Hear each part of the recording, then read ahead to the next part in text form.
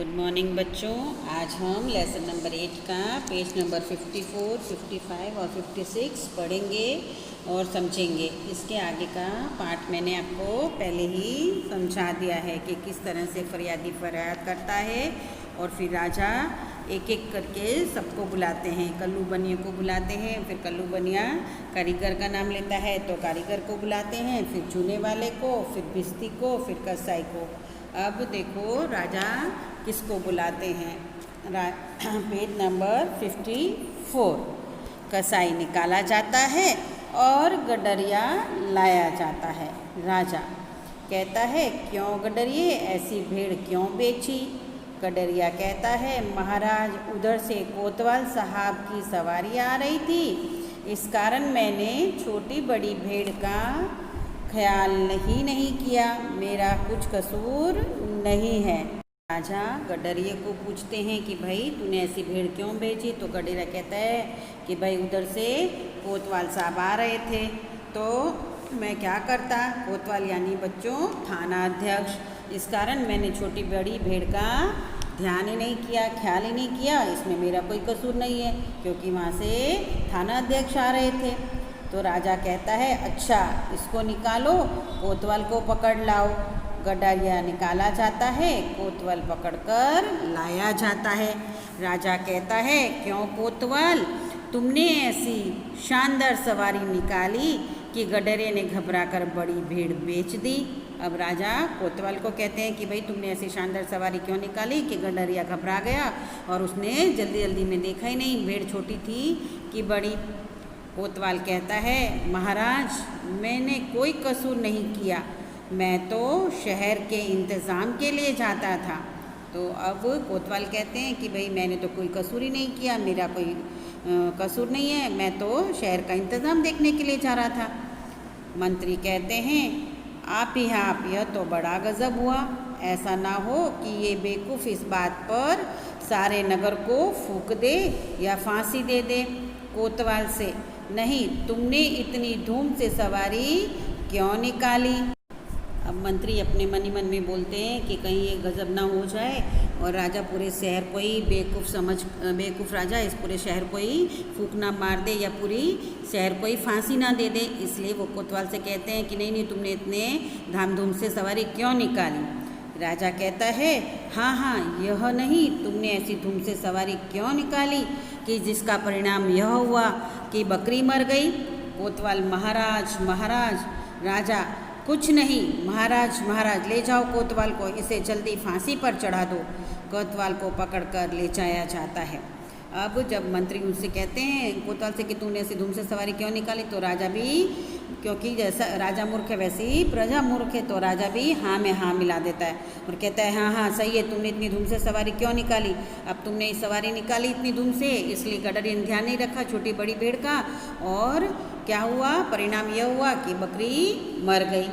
अब कोतवाल उनसे विनती करते हैं, महाराज, पर राजा उनका कुछ सुनता नहीं है और कहते हैं, नहीं महाराज कुछ नहीं है, कोतवाल को पकड़ के ले जाओ और इसे जल्दी से फांसी पर चढ़ा दो, ऐसा राजा हुक्म करते हैं और कोतवाल को पकड़कर ले जाया जाता है।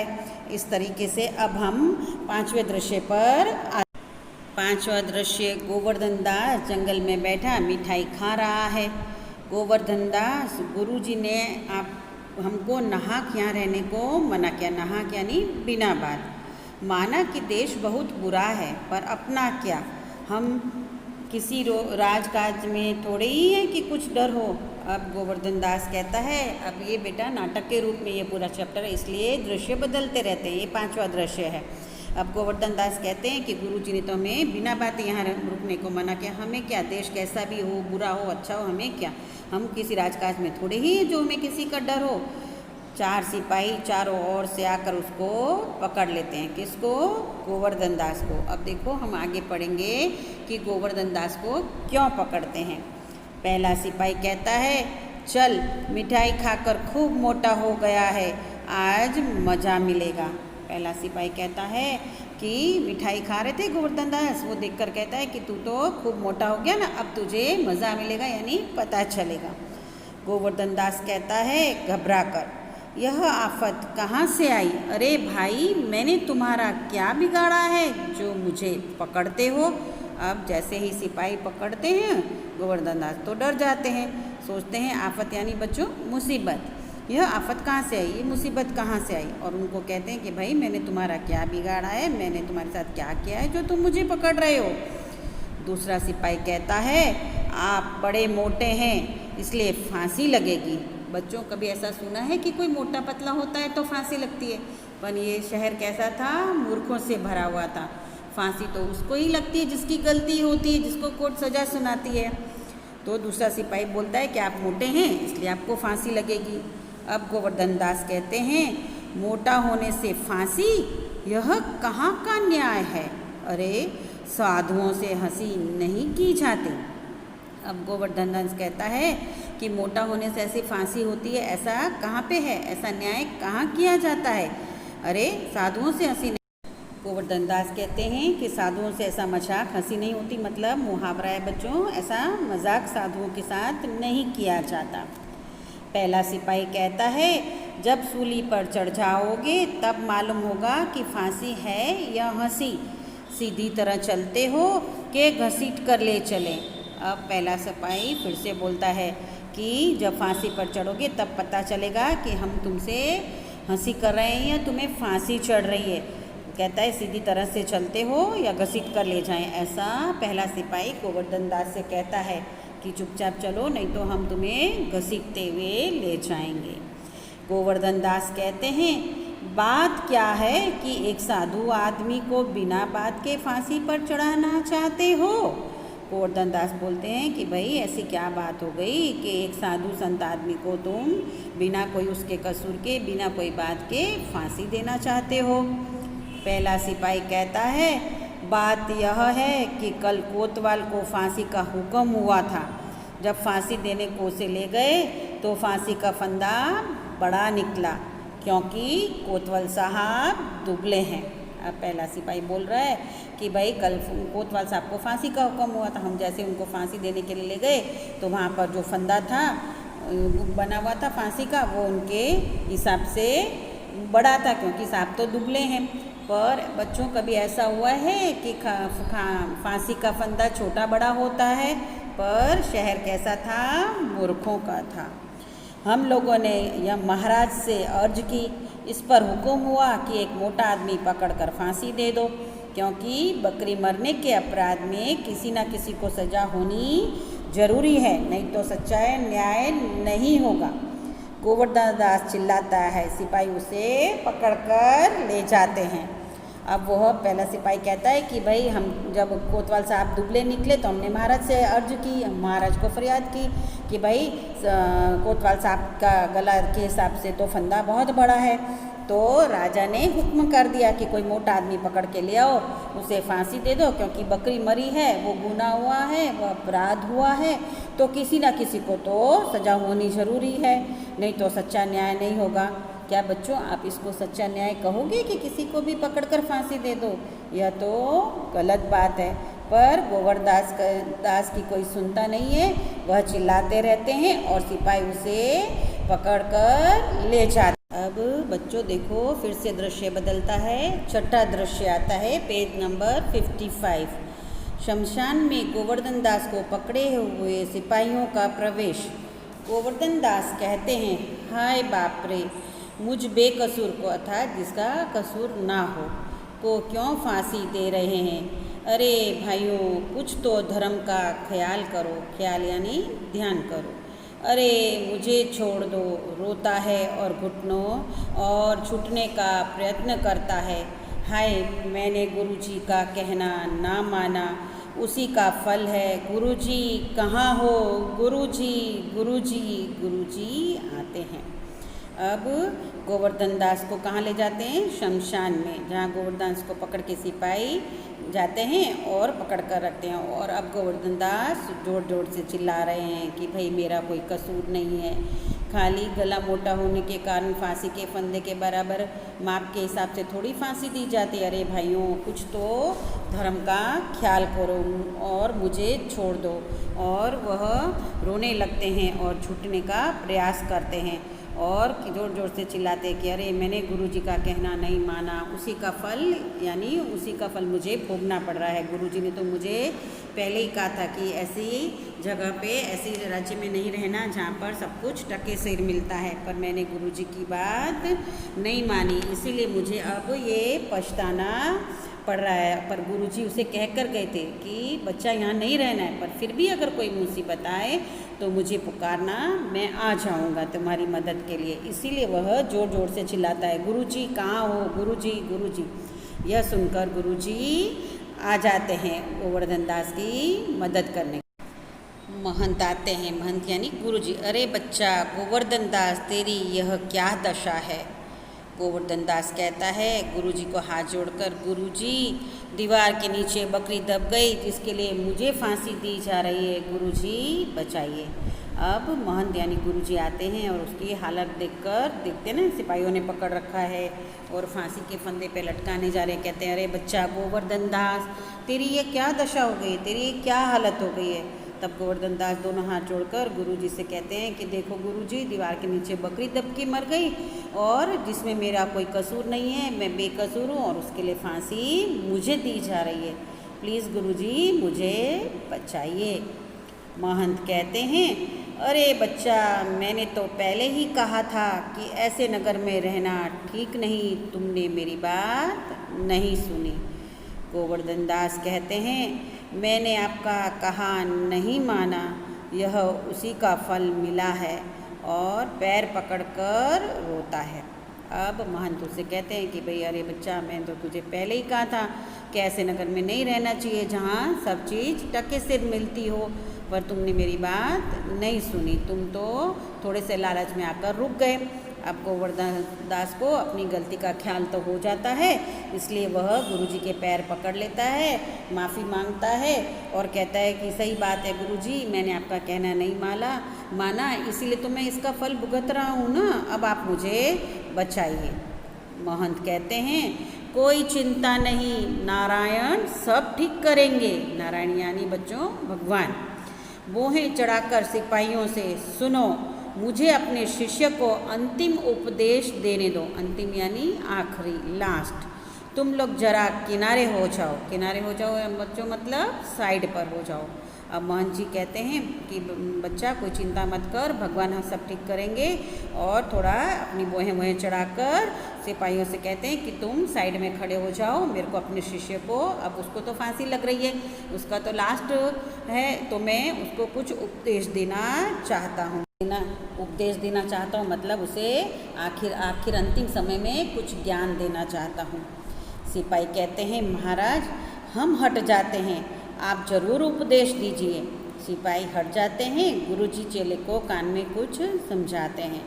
जब महंत जी कहते हैं तो सिपाही कहता है कि ठीक है महाराज, हम साइड में खड़े हो जाते हैं और आपको जो भी उपदेश देना है दे दो। सिपाही हट जाते हैं और महंत जी गुरुजी के चेले के कान में कुछ उसे बात समझाते हैं। गोवर्धन दास कहता है तब तो गुरुजी हम अभी फांसी पर चढ़ेंगे। महंत कहते हैं नहीं बच्चा, हमने इतना समझाया, नहीं मानता, हम बूढ़े हुए, हमको चढ़ने दो। गोवर्धन दास कहता है स्वर्ग में जाने में बूढ़ा जवान क्या, आप सिद्ध हैं, आपको गति अगति से क्या, मैं फांसी पर चढ़ूँगा।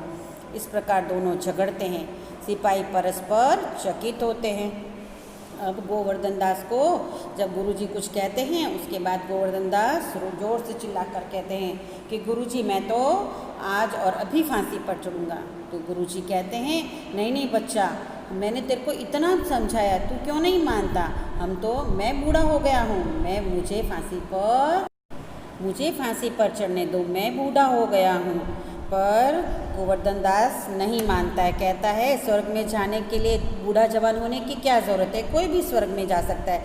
आप तो इतने सिद्ध महाराज हैं, इतने सिद्ध पहुँचे हुए महंत हैं, आपकी गति अगति से क्या, मैं फांसी पर चढ़ूँगा। इस प्रकार दोनों आपस में झगड़ने लगते हैं। ये सारी बात महंत जी ने ही गोवर्धन दास को उस समय कान में समझाई होती है। तो इस प्रकार दोनों का झगड़ा चालू हो जाता है। गोवर्धन दास कहता है मैं फांसी पर चढ़ूँगा और महंत जी कहते हैं मैं फांसी पर चढ़ूँगा। इस प्रकार इन दोनों की चर्चा होती है इस बात को लेकर कि फांसी पर कौन चढ़ेगा।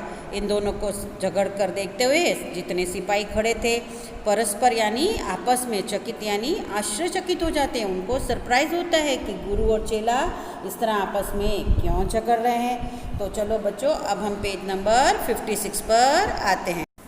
पहला सिपाही, भाई यह क्या मामला है, कुछ समझ में नहीं आता। राजा, मंत्री और कोतवाल आते हैं। राजा कहते हैं यह क्या गोलमाल है। सिपाही कहता है महाराज। चेला कहता है मैं फांसी पर चढ़ूँगा। गुरु कहता है मैं फांसी पर चढ़ूँगा। कुछ मालूम नहीं पड़ता क्या बात है। अब तब वह सब सिपाही जब आसपास आप एक दूसरे को देखते हैं, आश्चर्य में पड़ते हैं कि दोनों झगड़ रहे हैं, तो पहला सिपाही जाकर राजा, मंत्री और कोतवाल को बुला लाता है और फिर वह कहता है भाई यह क्या मामला है, कुछ समझ में नहीं आता। तब तक राजा, मंत्री और कोतवाल आ जाते हैं। अब राजा कहता है ये क्या गोलमाल है भाई, क्या गड़बड़ है।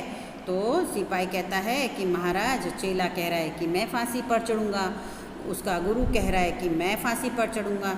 कुछ मालूम नहीं पड़ता क्या बात है, यानी कुछ पता ही नहीं चल रहा। दोनों आपस में झगड़ रहे हैं कि मैं फांसी पे चढ़ूँगा, मैं फांसी पे चढ़ूँगा। राजा कहता है गुरु से बाबा जी बोलो आप फांसी पर क्यों चढ़ना चाहते हैं। अब राजा उसके गुरु को कहता है कि भाई बताओ बाबा जी आप क्यों चढ़ना चाहते हैं, हम तो गोवर्धन दास को फांसी दे रहे हैं। महंत जी कहते हैं महाराज इस समय ऐसी शुभ घड़ी है कि जो मरेगा सीधा स्वर्ग जाएगा। अब महंत जी को पता था कि राजा कैसा है बच्चों, मूर्ख है, इसीलिए वो राजा को कहते हैं कि महाराज इस समय ऐसी शुभ घड़ी, ऐसा शुभ मुहूर्त है कि जो भी इस समय फांसी पर चढ़ेगा, जो भी इस समय मरेगा, जिसकी भी मृत्यु होगी वह सीधा कहाँ जाएगा, स्वर्ग जाएगा। मंत्री कहते हैं तब तो हम ही फांसी पर चढ़ेंगे। अब मंत्री कहने लगता है कि मैं फांसी पर चढ़ूँगा। उसको भी लालच आ जाता है कि ऐसी शुभ घड़ी में मरूंगा तो मैं सीधा स्वर्ग में जाऊँगा। अब गोवर्धन दास कहते हैं नहीं, हमको हुक्म है। अब गोवर्धन दास को तो भाई महंत जी ने सब सिखा रखा था, उसे पता था कि कैसी नगरी है, मूर्खों की नगरी है। इसलिए गोवर्धन दास कहते हैं नहीं हमको हुक्म हुआ है, यानी मुझे आदेश दिया गया है, मैं ही फांसी पर चढ़ूँगा। कोतवाल कहता है हम लटकेंगे, हमारे कारण ही तो दीवार गिरी थी। अब कोतवाल कहता है कि नहीं मैं लटकूंगा क्योंकि मेरे कारण ही तो दीवार गिरी थी। राजा कहते हैं चुप रहो सब लोग, राजा के जीते जी कौन स्वर्ग जा सकता है, हमको फांसी चढ़ाओ जल्दी जल्दी। राजा को लोग फांसी पर चढ़ाते हैं और पर्दा गिरता है। अब राजा देखो कैसा मूर्ख है, बच्चों कोई ऐसे फांसी पे लटकता है तो मृत्यु ही हो जाएगी। तो मंत्री भी कहता है, कोतवाल भी कहता है और आखिर में राजा कहता है कि सब लोग चुप हो जाओ, जब तक राजा जिंदा है तब तक स्वर्ग में कोई नहीं जा सकता, सबसे पहले स्वर्ग में मैं जाऊंगा। है ना बच्चों, हंसी का पात्र, तो मुझे फांसी पर चढ़ाओ और सब लोग जल्दी जल्दी करो, ऐसा राजा कहते हैं। और सब लोग राजा को फांसी पर चढ़ा जाते हैं और पर्दा गिर जाता है, अर्थात नाटक पूरा हो जाता है। तो बच्चों हमें इससे क्या सीखने को मिल रहा है, अनुभव, समझ, लालच बुरी बला, यथा राजा तथा प्रजा। यानी जिसको अनुभव और अपनी समझ नहीं होती उसे नुकसान ही होता है और कभी भी लालच नहीं करनी चाहिए। और जैसी प्रजा होती है, जैसा राजा होता है वैसी ही प्रजा होती है। आपने वो कहानी तो सुनी होगी बच्चों, जब एक आदमी के पास सोने के अंडे देने वाली मुर्गी होती है और वो रोज़ एक ही अंडा देती है, ऐसा नियम होता है। पर एक दिन वह लालच में आके उस मुर्गी को मार देता है, सोचता है कि एक साथ बहुत सारे अंडे मिल जाएंगे, पर उसे जो एक सोने का अंडा मिलता था वह भी नहीं मिलता है और वह अपना सिर पकड़कर बैठ जाता है कि अगर मैंने लालच नहीं की होती तो एक ही सही रोज़ मुझे एक एक सोने का अंडा तो मिलता।